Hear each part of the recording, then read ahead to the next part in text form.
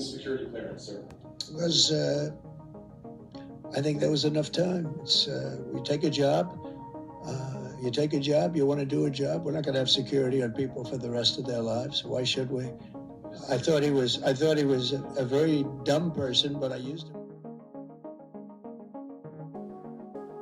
So we wake up this morning, August 22, 2025, to the news of a raid on the house of the former National Security Advisor, who has been very critical of Donald Trump, John Bolton. His house is in Bethesda, Maryland. I'm John Bolton. I was Donald Trump's longest-serving National Security Advisor. There apparently is an FBI raid on his house, and we can confirm that by social media posts by the FBI Director Kash Patel and some other officials. So at any rate, this is not surprising. And in fact, I'm actually a little surprised that this didn't happen a little bit sooner, because this was the inevitable thing that happens when you appoint a bunch of yes men into positions and they don't push back on any order that comes from this president.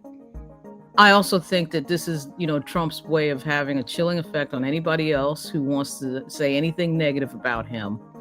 And one of the arms that you have to get rid of really quickly, of course, and he's sort of decimated the media in a lot of ways, certainly CBS, and I think to some extent ABC. He's defanged a lot of this media. You see the New York Times playing scared as usual, in keeping with the New York Times tradition from the 1940s. And nobody really is stepping into it anymore, right? Nobody is really in the media calling out what this is.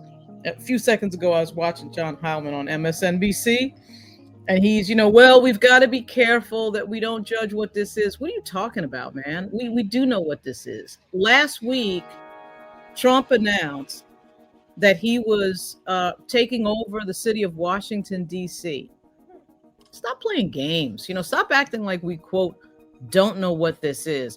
This is a live feed I have up that I found on YouTube from WUSA 9. And it's just their camera position at John Bolton's house, which is unbelievable, but believable at the same time. Interestingly enough, I had a call that was canceled, a Zoom call that was canceled that I was supposed to have at 9:00, but the next Zoom I have is Network Nova at noon. I'm sure this will come up at some point, either during that broadcast or in the after chat. At any rate, this is a really incredible moment that I think it's a demarcation point. It definitely marks a turn toward the more aggressive posture of the Trump administration against anybody who criticizes them. And at some point, this turn comes to the media. The question is, for the Democrats at all times, what do you do about it? What do you do about it, and what's your strategy? And so far, the only person who has shown any real guts out there is the governor of California, Gavin Newsom. I think J.B. Pritzker is a close second, certainly, with some of the things that he said.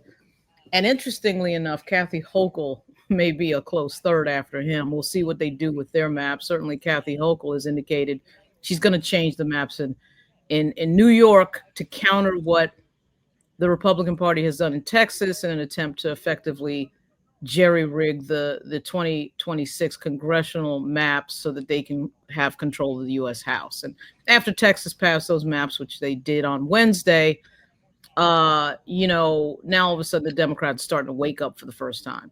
And these establishment Democrats who've been asleep are starting to wake up for the first time, namely Eric Holder, former President Obama. Now suddenly they're starting to realize that you can't play by rules when there are no rules. Finally realizing that.